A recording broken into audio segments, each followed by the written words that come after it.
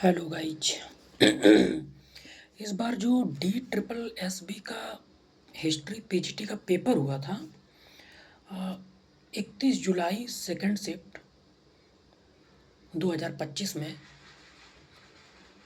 उसका paper analysis हम लोग आज करेंगे कि पेपर कैसा आया था, क्या क्या क्वेश्चन आए थे।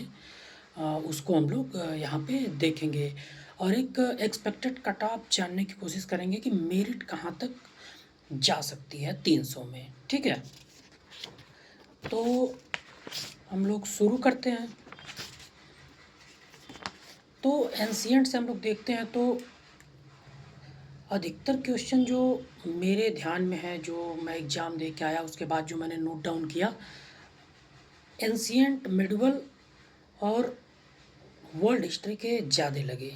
मॉडर्न हिस्ट्री के क्वेश्चन बहुत ही कम पूछे थे। जैसे अगर हम लोग एंशिएंट की बात करें तो एक क्वेश्चन आया था कि पूरा पाषाण काल को कितने भागों में बांटा गया। ठीक है, और एक क्वेश्चन अशोक के अभिलेख से पूछा था कि उसने पशु पक्षी की हत्या अपने कौन से अभिलेख में निषेध कर दी थी। कथन और कथन दिए हुए थे, उसमें से सही कथन बताना था। इसी तरह हूणों के आक्रमण, स्कंदगुप्त के जूनागढ़ अभिलेख से रिलेटेड क्वेश्चन आए हुए थे। आहत सिक्कों से क्वेश्चन आए हुए थे।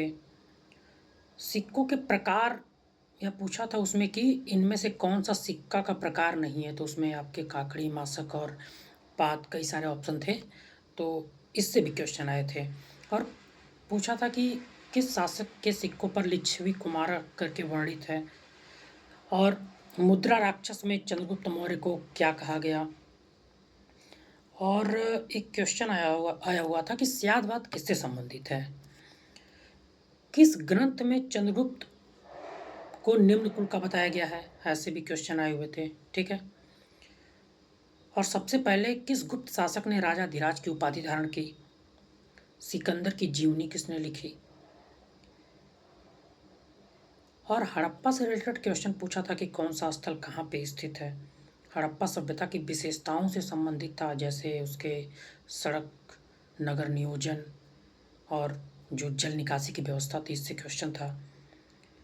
और एक क्वेश्चन पूछा था कि इसमें से कौन सा हड़प्पाकालीन स्थल सिंधु घाटी सभ्यता सिंधु नदी पर स्थित है। सेठी कौन थे प्राचीन काल में, ये पूछा हुआ था। गैंडे की हड्डी कहाँ से मिली है, इसके बारे में क्वेश्चन आया हुआ था। और सिंधु घाटी सभ्यता का कौन सी सभ्यता से सीधा संबंध था, तो इसमें आप लोग जानते हैं मेसोपोटामिया, ये भी पूछा हुआ था।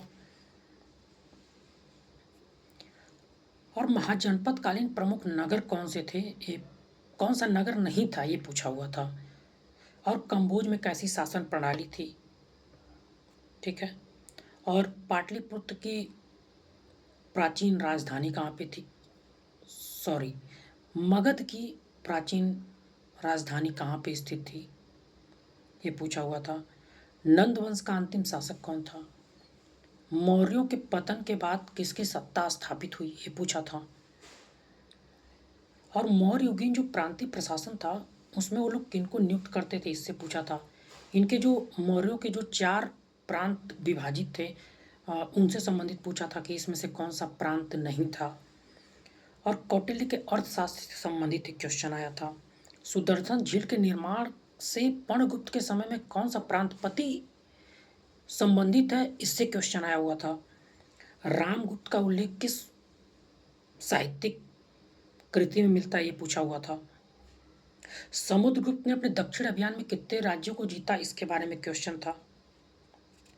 और पश्चिमी भारत को किसने जीता, किस गुप्त शासक ने जीता, इससे क्वेश्चन था आपके। और ये पूछा गया था कि किस गुप्त शासक के दरबार में नवरत्न रहते थे। दशमलव प्रणाली की खोज किसने की। नालंदा की स्थापना किसके समय में हुई थी।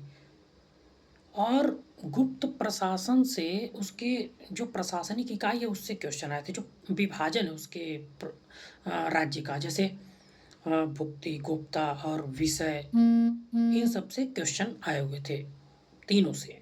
ठीक है, और उर के बारे में पूछा गया था, जो चोलकालीन एक सभा है।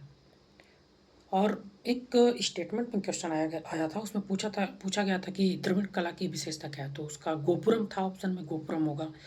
और एक क्वेश्चन आया था कि तमिल क्षेत्र में भक्ति काल में कौन से प्रमुख शैव संत हुआ करते थे? ठीक है? स्त्री धन से संबंधित एक क्वेश्चन था। और जो मेडिवल से भी बहुत सारे क्वेश्चन आए, जैसे दीवाने मुस्तखराज किससे संबंधित है, खलजी क्रांति से आए, तुगलकनामा में किसका वर्णन है, ठीक है, अमीर हाजिब किससे संबंधित है, काजी का संबंध क्या चीज़ से था, खालसा भूमि क्या थी, तनख्वाह जागीर, एक पूछा था कौन सा जागीर 2-3 साल पे स्थानांतरित होती है तो उसको तनख्वाह जागीर कहते हैं। और जमा और हासिल से क्वेश्चन आया हुआ था। और बहमनी की प्रथम राजधानी क्या थी, इससे भी क्वेश्चन था। ठीक है।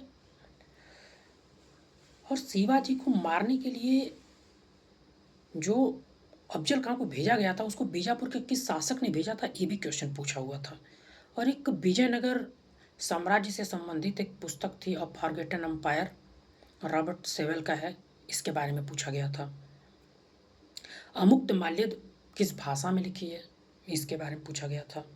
कपिलेंद्र को किसने पराजित किया, हालांकि ये क्वेश्चन मैं गलत करके आया हूँ, इसमें आपका देवराय सेकंड होगा और मैंने देवराय फर्स्ट कर दिया है। और राणा सांगा की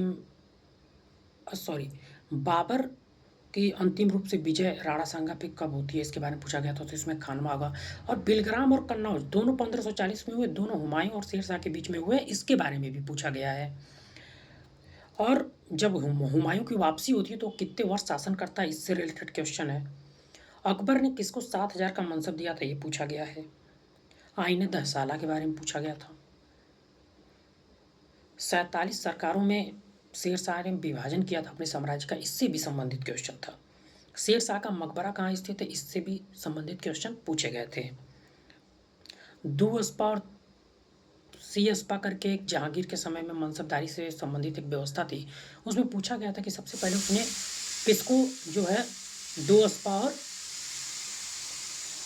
सी, तो उसमें पूछा गया था कि किसने दुअस्पा और सीअस्पा के तहत सबसे पहले अपनी सेना को दोगुना तिगुना किया, तो उसमें महाबत खान होगा शायद। और एक क्वेश्चन आया हुआ था कि कौन सी प्रशासनिक इकाई मुगलों के समय में प्रकट हुई, तो हम लोग देखेंगे सूबा या सूबेदार शब्द का प्रयोग जो है मुगल काल से पहले नहीं देखने को मिलता। मीर बख्शी के बारे में पूछा गया था। और पाटन किस लिए फेमस है, ये पूछा गया था। बसीन की संधि से रिलेटेड, बसीन की संधि पर हस्ताक्षर किसने किए।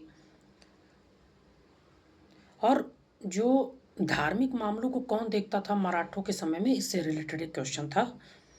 और पुर्तगाली यात्री, 2 पुर्तगाली यात्रियों का नाम दिया हुआ था और क्वेश्चन ऐसे था कि इनमें से कौन से 2 पुर्तगाली यात्री विजयनगर साम्राज्य में आए थे, तो एक ग्रुप दिया हुआ था 2-2 का, तो आपको बताना था कि इसमें से कौन सा सही होगा। ठीक है।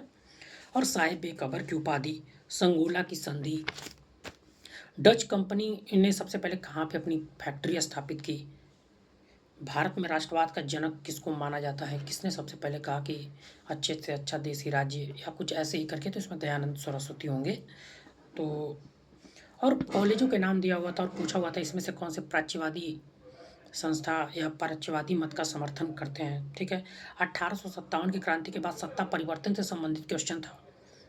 और प्रथम अखिल भारतीय आंदोलन क्या था गांधी जी का, इससे रिलेटेड क्वेश्चन था। तो बहुत लोग चंपारण कर दिए होंगे, लेकिन अखिल भारतीय स्तर पे जब पूछेगा तो असहयोग या रोलेट सत्याग्रह उसमें हम करेंगे। और ब्रिटिश इंडियन एसोसिएशन की स्थापना कब हुई थी, इसके बारे में पूछा था।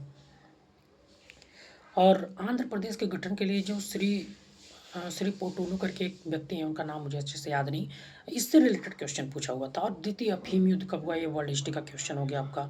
सूक्त से कौन संबंधित था, तो कन्फ्यूशियस संबंधित थे, ये भी पूछा हुआ था। और इंडस्ट्रियल रेवोल्यूशन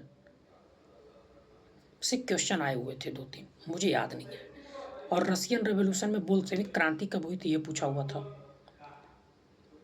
ठीक है।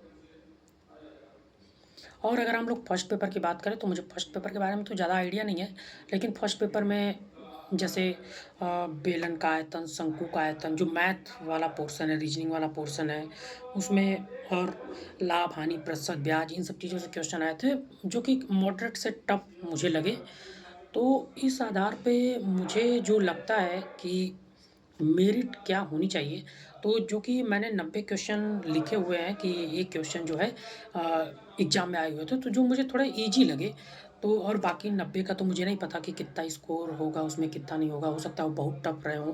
हालाँकि जो वर्ल्ड हिस्ट्री आया था, वो पेपर काफ़ी टफ था। मैंने अच्छे से मतलब वर्ल्ड हिस्ट्री भी पढ़ी हुई थी, लेकिन फिर भी मैं उस उन मतलब उसमें मुझे समझ नहीं आया कि कहाँ से आए हुए हैं। मैंने वो टॉपिक भी पढ़े हुए थे, लेकिन वो क्वेश्चन मतलब मैं अटेम्प्ट नहीं कर पाया। तो मुझे जहाँ तक लगता है कि जो 31 जुलाई को सेकंड शिफ्ट में पेपर हुआ था हिस्ट्री का, उसकी cut off without normalisation 180 plus रहेगी। हालाँकि मेरी जो अपने कलीग से बात हुई, जो लोगों ने एग्ज़ाम दिया है अलग-अलग शिफ्ट में, उनका कहना था कि उनसे मतलब बात करने के बाद मुझे ये लगा कि जो 31 जुलाई सेकंड शिफ्ट का पेपर था, वो हार्ड था, तो नॉर्मलाइज़ेशन में इसमें नंबर बढ़ने के भी चांस हैं। तो विदाउट नॉर्मलाइज़ेशन मुझे लगता है कि इस शिफ्ट का जो कट ऑफ जाएगा, वो 180 प्लस ही रहेगा। Thank you.